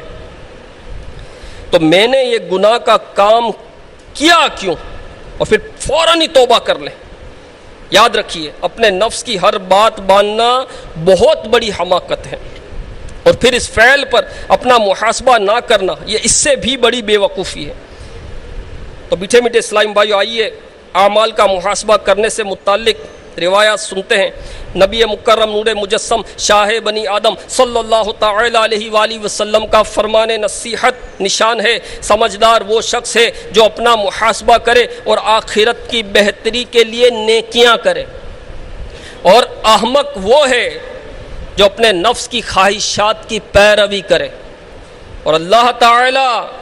سے انعام آخرت کی امید رکھے۔ سرور عالم نور مجسم صلی اللہ تعالی علیہ وآلہ وسلم نے ارشاد فرمایا، اپنے نفس کا محاسبہ کرو اس سے پہلے کہ تمہارا محاسبہ کیا جائے۔ ایک اور روایت میں عقل مند کے لیے 4 گھڑیاں ہونی چاہیے، جن میں سے ایک گھڑی وہ اپنے نفس کے محاسبہ کرنے کے لیے مقرر کرے۔ حضرت سیدنا سنن مصری رضی اللہ تعالیٰ عنہ سے پوچھا گیا کہ جنت کے بندے کو جنت کیسے حاصل ہوتی ہے؟ سنن مصری رحمت اللہ تعالی علیہ سے پوچھا گیا کہ بندے کو جنت کیسے حاصل ہوتی ہے؟ انہوں نے فرمایا 5 باتوں سے جنت حاصل ہوتی ہے۔ ہمیں بھی جنت چاہیے، اللہ عز و جل ہمیں جنت عطا فرما دے، بے حساب جنت میں داخلہ نصیب ہو جائے، ہم سے حساب نہ ہو، بے حساب اللہ عز و جل ہم کو بخش دے اور جنت عطا فرما دے اور جنت الفردوس عطا فرمائے۔ تو 5 باتوں سے جنت حاصل ہوتی ہے، اور 5 باتیں کیا ہیں؟ ان 5 باتوں کو سنیے، اپنے دل کے مدنی گلدستے میں ان 5 باتوں کو بالکل سجا لیجئے۔ ایسی استقامت جس میں جھول نہ ہو، ایسا اجتہاد جس میں بھول نہ ہو، ظاہر و باطن میں اللہ تعالیٰ کو سامنے دیکھنا، تیاری کے ساتھ موت کا انتظار، اور نفس کا احتساب کرنا اس سے پہلے کہ اس کا محاسبہ کیا جائے۔ تو میٹھے میٹھے اسلامی بھائیوں، بیان کردہ روایات سے فکر مدینہ یعنی اعمال کا محاسبہ کرنے کی اہمیت معلوم ہوئی، لہٰذا ہمیں بھی وقتاً فوقتاً فکر مدینہ کرنی چاہیے۔ دعوت اسلامی کے مدنی ماحول میں فکر مدینہ یہ ایک اصطلاح ہے۔ فکر مدینہ سے مراد یہ کہ اپنے اعمال کا محاسبہ کرنا، اپنا احتساب کرنا، سابقہ زندگی کے متعلق غور و فکر کرنا کہ میں نے 25 سال گزار دیے، 30 سال گزار دیے، 35 سال گزر گئے، 40 سال کا میں ہو گیا، 50 سال کا میں ہو گیا، 60 سال کو میں پہنچ گیا، میں نے اپنی زندگی کیسے گزاری، میں نے کتنی نمازیں پڑھی، میں نے کتنے نوافل پڑھے، میں نے کتنے نفلی روزے رکھے، میں نے تو ماہ رمضان کے روزے چھوڑ دیے، رمضان کا روزہ چھوڑ دیا، فرض روزے میں نے چھوڑ دیے، میں نے فرض روزے نہیں رکھے، میں نے نمازیں قضا کر دی۔ یہ غور کرے اپنی زندگی پر کہ میں نے اتنی مجھے زندگی میں نے گزار دی، اس زندگی کا میں نے کیا مطلب کہ حاصل ہے، کیا نچوڑ ہے، اس کے متعلق غور و فکر کرے۔ تو یہ محاسبہ ہے کہ میں نے زندگی کیسے گزاری اور آئندہ مجھے اپنی زندگی کیسے گزارنی ہے۔ یہ مطلب کہ وقتاً فوقتاً اس طرح آدمی کو فکر مدینہ کرنی چاہیے۔ اگر ہم اپنی زندگی میں اپنے اعمال کے بارے میں غور و فکر نہیں کریں گے تو مرنے کے بعد اپنے پروردگار عز و جل کی بارگاہ میں حاضری ہو کر اپنے اعمال کا حساب ضرور دینا ہے، جس کے بعد اگر رحمت الہی عز و جل شامل حال رہی تو جنت کی اعلیٰ نعمتیں ہمارا مقدر بنے گی، یا پھر معاذ اللہ گناہوں کی شامت کے سبب جہنم کی ہولناک سزائیں ہمارا نصیب ہوگی۔ لہٰذا دنیاوی رونقوں، مسرتوں اور رعنانیوں میں کھو کر حساب آخرت سے بے خوف ہو جانا سراسر نادانی ہے۔ نجات اسی میں ہے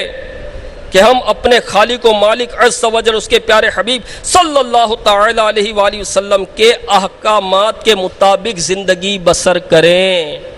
میٹھے میٹھے اسلامی بھائیوں، اللہ عز و جل نے ہمیں زندگی کی نعمت عطا کی ہے، ابھی سانسوں میں سانس چل رہی ہے، ابھی ہمارے پاس وقت ہے، ہم اپنی سابقہ زندگی کا احتساب کریں اور آئندہ زندگی نیکیوں میں گزارنے کی نیت کریں کہ آج کے بعد میری کوئی نماز قضا نہیں ہوگی، رمضان کا کوئی روزہ نہیں چھوٹے گا، فلمیں ڈرامے نہیں دیکھیں گے، گانے باجے نہیں سنیں گے،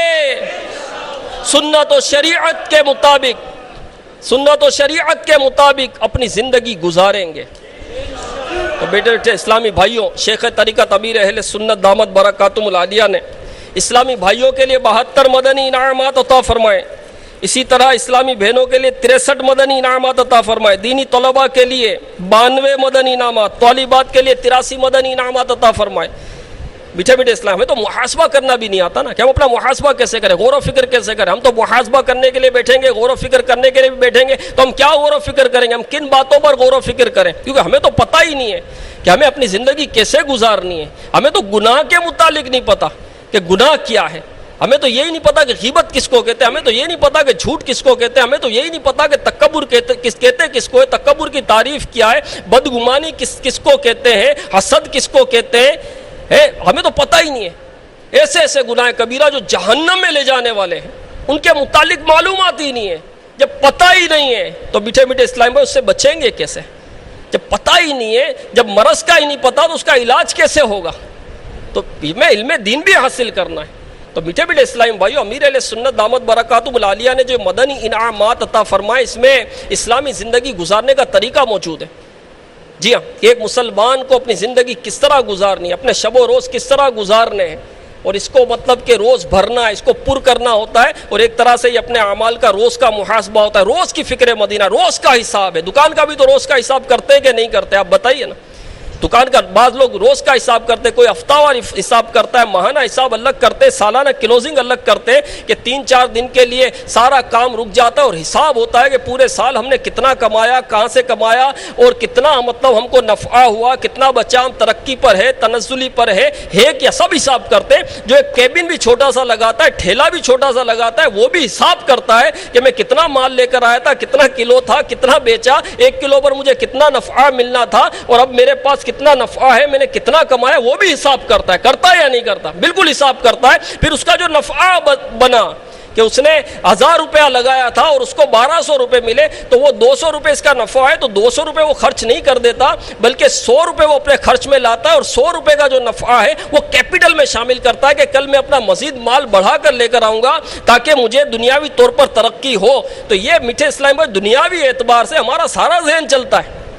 ہمیں سارے حساب کتاب آتے ہیں، کاروبار کو بڑھانے کے سارے طریقے ہم خود ہی سیکھ لیتے ہیں، کوئی سکھائے یا نہ سکھائے، لیکن ہمیں اپنا محاسبہ کرنا نہیں آتا، ہمیں اپنا محاسبہ نہیں کرنا آتا، اپنے حال پر غور و فکر کرنا نہیں آتا۔ تو میرے میٹھے میٹھے اسلامی بھائیو، امیر اہل سنت دامت برکاتہم العالیہ نے اس کا بھی طریقہ ہم کو عطا کر دیا مدنی انعامات کے ذریعے، کہ اس کے مطابق، اس کو دیکھ کر اس کے مطابق زندگی گزاریں، اس کو بھریں اور دیکھیں کہ مجھے کیا کرنا تھا، جو کرنا تھا وہ میں نے کیا، جو نہیں کرنا تھا وہ تو میں نے نہیں کر لیا۔ آج میں نے نیکیوں میں ترقی ہوئی یا تنزلی ہوئی، غور کریں، اور اگر نیکیاں کم ہوئی تو اس پر افسوس کرنا چاہیے، غم کرنا چاہیے، گناہ ہوئے تو اللہ کی بارگاہ میں توبہ کریں، سچی توبہ کریں۔ تو اس رسالے کے ذریعے ہم کو پتہ چلے گا کہ ہم مطلب راہ جنت پر چل رہے ہیں یا راہ جنت سے ہم ہٹ گئے، ہم بھٹک گئے۔ تو یہ روز بھرنا ہے، روز محاسبہ کریں کہ کہیں میں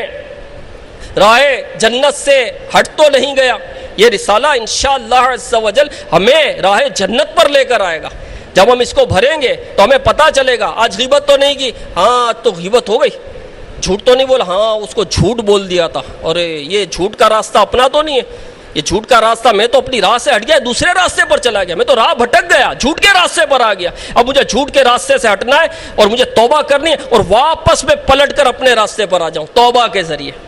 ٹھیک ہے نا۔ تو یہ روز محاسبہ کرنا ہے۔ جو راہ بھٹک جاتا ہے،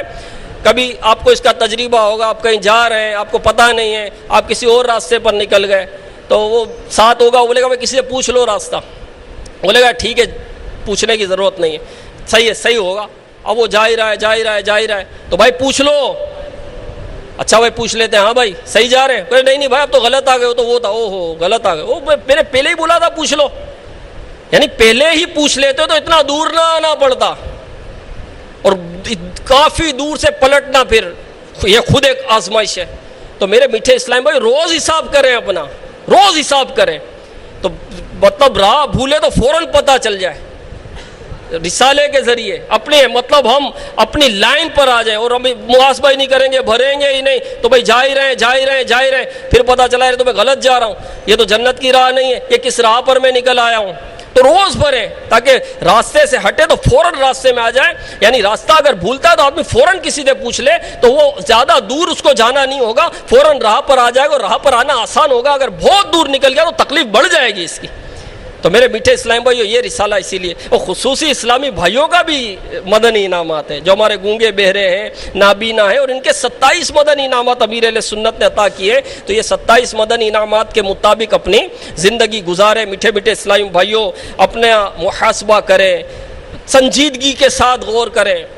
کہ مجھے اس دنیا میں نہیں رہنا ہے، مجھے مرنا ہے، مجھے اندھیری قبر میں اترنا ہے، موت تمام تر سختیوں سمیت قریب آ رہی ہے، زندگی برف کی طرح پگھلتی جا رہی ہے، دن رات گزر رہے ہیں، میں موت کے قریب ہو رہا ہوں، ان قریب مجھے اندھیری قبر میں اتار دیا جائے گا۔ میں نے آخرت کی کیا تیاری کی ہے، میرے پاس نیکیاں کیا ہے، میرے پاس زیادہ راہ کیا ہے، زندگی 40 سال کی پائی، 50 سال کی پائی، قبر میں نہ جانے کتنے سو سال رہنا پڑے۔ 500 سال پہلے جس کا انتقال ہوا وہ آج بھی قبر میں، 1000 سال پہلے جو اس دنیا سے گیا وہ آج بھی قبر میں۔ زندگی کتنی پائی، 50 سال، 60 سال، 70 سال، اور قبر میں 500 سال سے، 1000 سال سے۔ ہماری جو عمریں ہیں ہم دیکھ لیں، کوئی 35 سال کا ہے، 40 سال، اگر 100 سال بھی جی لے اور 100 سال کے بعد بھی اس کا انتقال ہوتا ہے تو قیامت کب آئے گی؟ قیامت تک اس کو قبر میں رہنا ہے، قیامت تک اس کو قبر میں رہنا ہے، پھر محشر میں حساب دینا ہے۔ ابھی توبہ کر لیجئے، اللہ کی بارگاہ میں سچی توبہ کر لیجئے، اپنے گناہوں سے توبہ کر لیجئے، توبہ کے تقاضے پورے کیجئے، جو گناہ ہوئے ہیں اللہ کی بارگاہ میں سچی توبہ کریں، اور سچی توبہ یہی ہے کہ آئندہ وہ گناہ نہ کرنے کا ارادہ ہو، اقبال جرم ہو کہ میں نے یہ جرم کیا، اس پر ندامت ہو، اور آئندہ نہ کرنے کا بھی ارادہ ہو۔ جس وقت توبہ کرے اس وقت آئندہ نہ ہونے کا ارادہ ہونا چاہیے، توبہ میں نقصان ہے ہی نہیں۔ اور اگر کسی کا مال کھا لیا ہے، کسی کا پیسہ کھا لیا ہے، تو وہ پیسہ اس کو لوٹانا بھی ہوگا، صرف توبہ کر لینے سے معاف نہیں ہو جائے گا کہ میں نے توبہ کر لی کہ اب میں کسی کا 5 لاکھ کھا گیا اور کہتا ہے کہ اب میں کسی کے بھی نہیں کھاؤں گا لیکن 5 لاکھ دوں گا بھی نہیں، اس کو دینے ہوں گے، اس کو دیں یا معاف کروائیں۔ تو یہ توبہ کے تقاضے پورے ہوئے، کسی کو تکلیف پہنچائیے تو اس سے معافی مانگے، اس سے معافی مانگے، تو یہ توبہ کے شرائط ہیں کچھ، ٹھیک ہے نا؟ جس کی تلافی ہو سکتی ہے اس کی تلافی کرنی پڑے گی، جس کی تلافی نہیں ہے تو اس پر سچے دل سے اللہ کی بارگاہ میں توبہ کرے۔ نماز قضا ہو گئی، نمازیں چھوڑ دی ہیں تو اس کو قضا کرے، پڑھے، لوٹائے، اس کو پڑھے، دوبارہ لوٹائے کیا مطلب پڑھے، اس کو قضا کرے، اس کو یعنی جب سے بالغ ہوا اس پر نماز فرض ہو گئی نا۔ اب عموماً چلو 15 سال کی عمر میں کوئی بالغ ہوا، لڑکا 12 سے 15 سال میں بالغ ہوتا ہے، 20-25 سال اس کی عمر ہے، 5 سال سے وہ نمازی ہے، اور اگر وہ 12 سال کی عمر میں بالغ ہوا تو 25 سال میں سے پہلے تو 5 سال وہ نکالیں جو وہ نمازی تھا، 5 سال یہ نکل گئے، 12 سال میں بالغ تو کتنے 20 سال بچے، اب 12 سال وہ نکالے جو یہ نابالغ تھا، وہ 12 سال نکالے تو اب کتنے بچے، 8 سال، تو 8 سال کی نمازیں اس پر ہے نا، اس کو 8 سال کی نمازیں حساب لگا کر پڑھنی ہوگی، پڑھے۔ اللہ عز و جل کی رحمت بہت بڑی، اعلیٰ حضرت فرماتے کسی پر 60 سال کی نماز ہو اور سچی نیت سے نکلے کہ اب میں 60 سال کی نمازیں پڑھوں گا، اس کو پڑھوں گا، قضا کروں گا، اور گھر سے نکلے اس کا انتقال ہو جائے تو اللہ عز و جل کی رحمت سے امید ہے کہ بخش دیا جائے گا کہ اس کی نیت وہ پڑھنے کی تھی۔ تو گھبرائے نہیں میٹھے اسلامی بھائی، سچی توبہ کرے، توبہ کے تقاضے پورے کرے، اور اللہ کی بارگاہ میں گڑ گڑا کر معافی مانگ لے۔ اللہ کی رحمت بہت بڑی ہے، وہ قادر مطلق ہے، وہ قادر مطلق ہے، وہ گناہوں کو نیکیوں میں بدلنے پر بھی قدرت رکھتا ہے، ٹھیک ہے نا؟ تو ہمارے اس سے دعا کرے یا اللہ ہماری گناہوں کو نیکیوں میں تبدیل کر دے، وہ قادر مطلق ہے، وہ کر سکتا ہے، تو سچے دل سے بندہ کرے، ٹھیک ہے نا؟ جو بندہ اللہ کی بارگاہ میں جب سچی توبہ کرتا ہے نا تو اللہ عز و جل اس سے راضی ہوتا ہے، اس سے خوش ہوتا ہے، اور کیسا خوش ہوتا ہے کہ کوئی آدمی سفر پر ہے، سواری اس کے ساتھ ہے، طویل سفر ہے اس کا زیادہ راہ اس سواری پر ہے، اور وہ کہیں تھک جاتا ہے اور وہ کہیں آرام کرتا ہے، کسی زمین پر وہ لیٹتا ہے، پتھریلی زمین پر، اب اس کی آنکھ لگ جاتی ہے، جب اس کی آنکھ کھلتی ہے تو دیکھتا ہے کہ اس کی سواری کا جانور نہیں ہے جس پر اس کا زیادہ راہ ہے، اس کا کھانا پانی سب اسی میں، وہ نہیں ہے، اب وہ اس کو ڈھونڈتا ہے،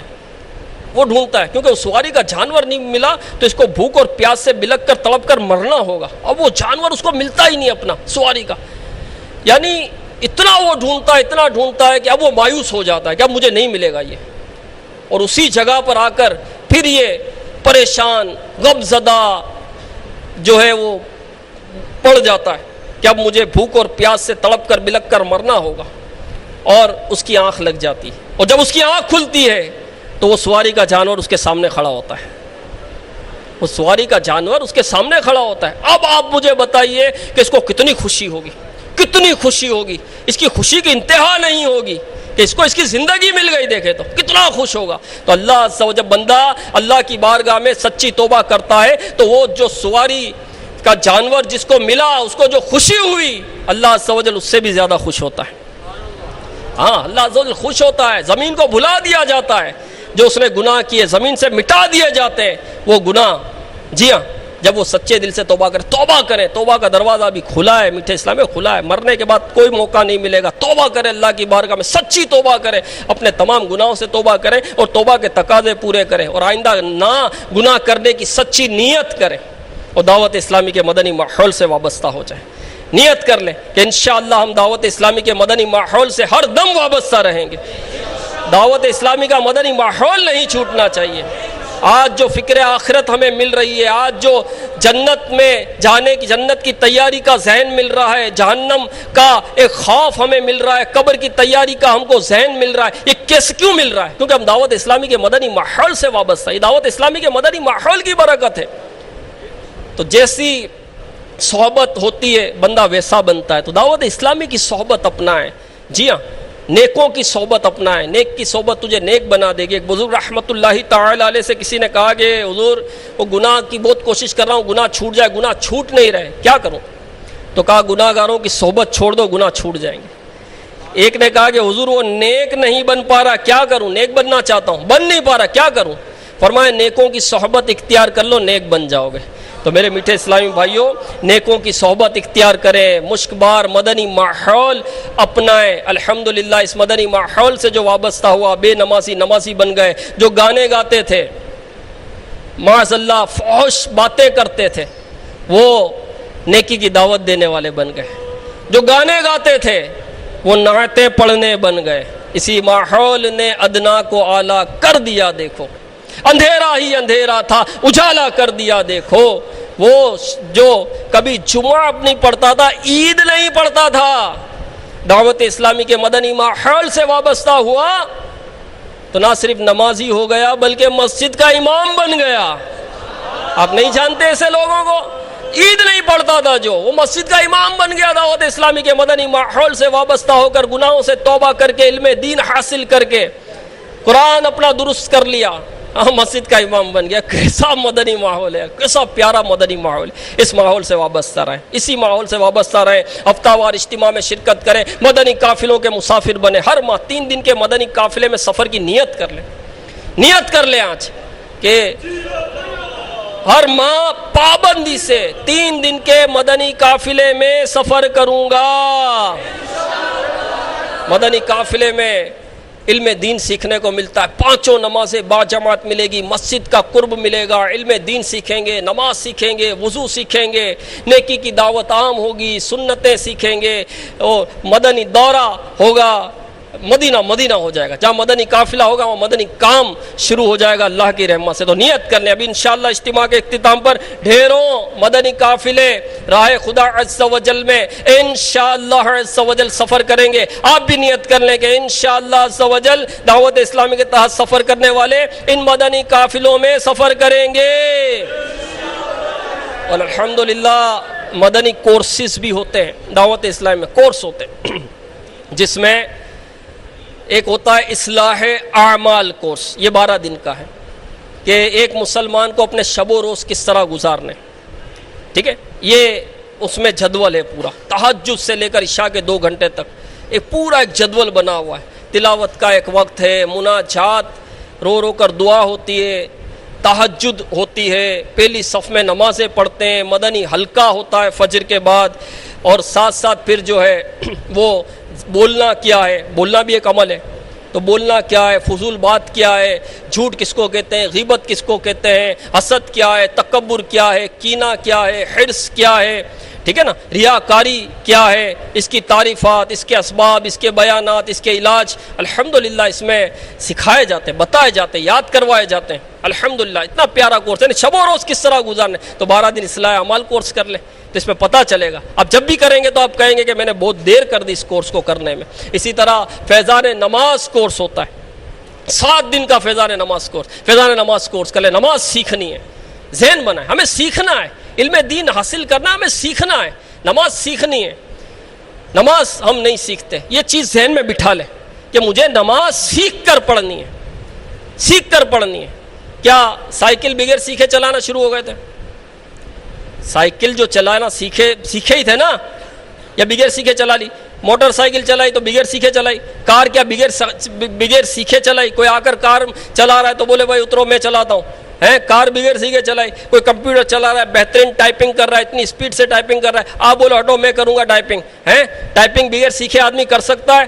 کر سکتا ہے؟ کمپیوٹر بغیر سیکھے آدمی چلا سکتا ہے؟ ارے چائے بھی جو گھر پر بنتی بنائے گا نا کبھی، وہ بھی سیکھتا ہے آدمی، چائے بنانا بھی سیکھنی پڑتی ہے۔ کبھی وہ گھر پر بول دے گا بچوں کی امی کو چلو آج میں چائے بناتا ہوں، تو وہ بولے پتہ نہیں آج سورج کہاں سے نکلا ہے یہ چائے بنائے گا، بولے بس وہ خوشی میں چائے بناتا ہوں۔ چائے بنانے جب کھڑا ہوگا تو کہے گا، بار بار پوچھے گا بھائی چینی کتنی ڈالوں، ہاں بھائی پتی کتنی ڈالوں،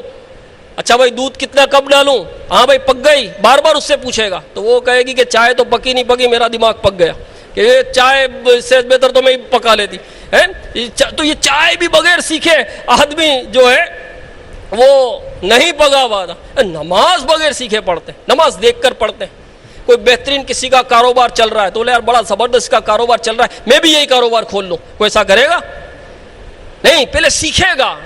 تو ہر معاملے میں ہم سیکھتے ہیں، نماز نہیں سیکھتے، نماز دیکھ کر پڑھتے ہیں۔ جیسے وہ نماز پڑھتا تھا ویسے پڑھتے نہیں۔ میرے میٹھے اسلام میں نماز دیکھ کر نہیں، نماز سیکھ کر پڑھنی ہے۔ نیت کر لیں انشاءاللہ سمجھ، نماز سیکھ کر پڑھنی ہے، یہ ذہن میں بٹھائیں، نماز سیکھیں گے۔ اس کے لیے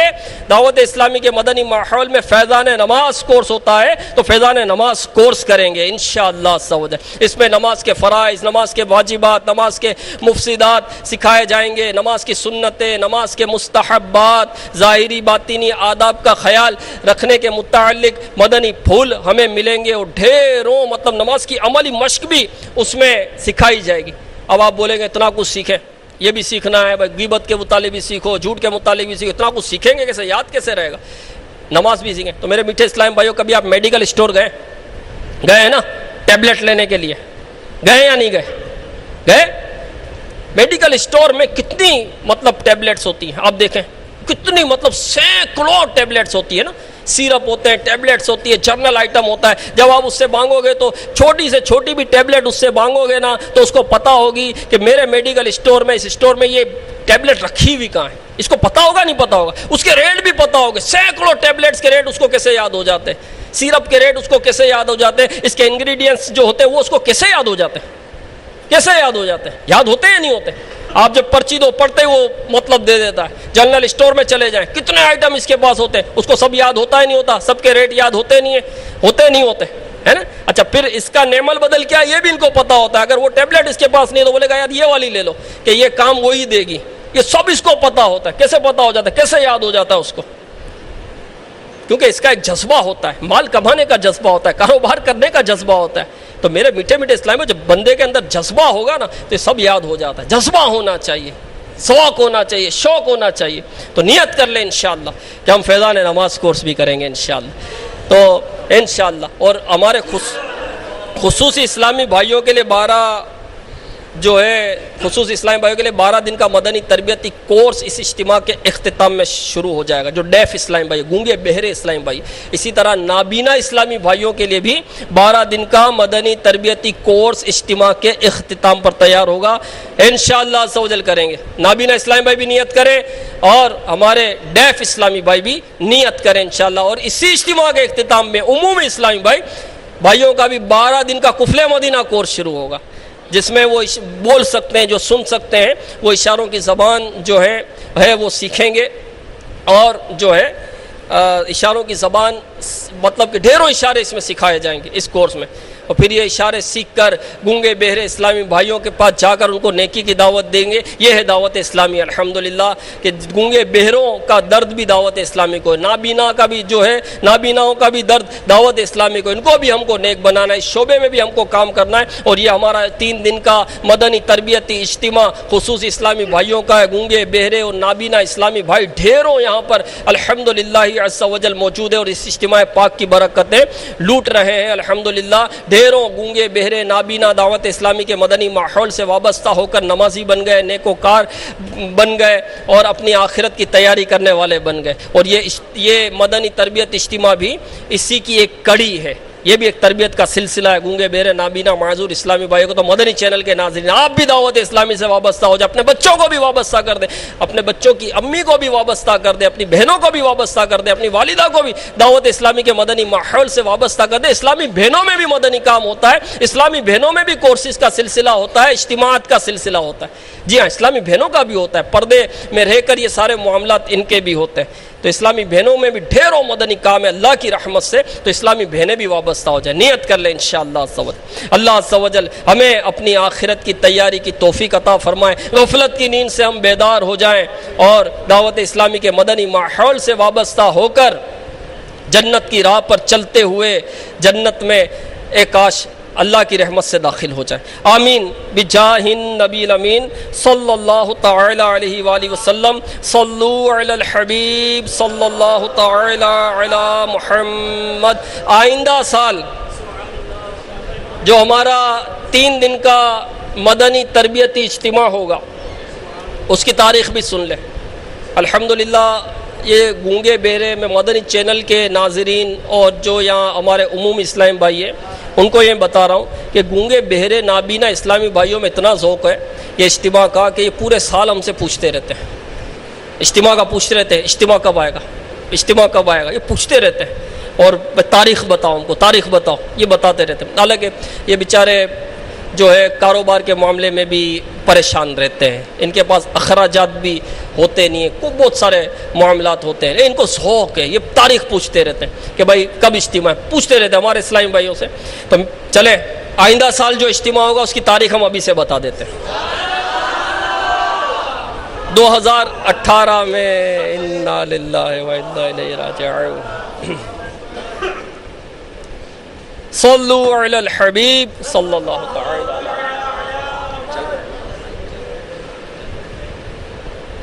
صلو علی الحبیب صلی اللہ تعالی علی محمد. ابھی انشاءاللہ ذکر بھی ہوگا, دعا بھی ہوگی, تصور مدینہ بھی ہوگا انشاءاللہ. پہلے آئندہ سال کے اجتماع کی تاریخ سن لیں. 12, 13, 14 اکتوبر 2018 جمعہ ہفتہ اتوار مدینۃ العالیہ ملتان شریف میں 3 روزہ ہمارا مدنی تربیتی اجتماع ہوگا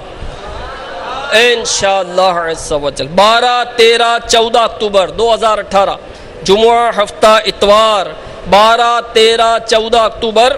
جمعہ تا اتوار فیضان مدینہ مدینۃ العالیہ ملتان شریف میں یہیں انشاءاللہ عز و جل ہمارا 3 دن کا مدنی تربیتی اجتماع ہوگا انشاءاللہ عز و جل. شرکت کریں گے انشاءاللہ عز و جل. اچھی نیت کر, ابھی سے اچھی نیتیں کر لیں اور ڈھیروں خصوصی اسلامی بھائیوں کو شرکت کروائیں گے انشاءاللہ عز و جل.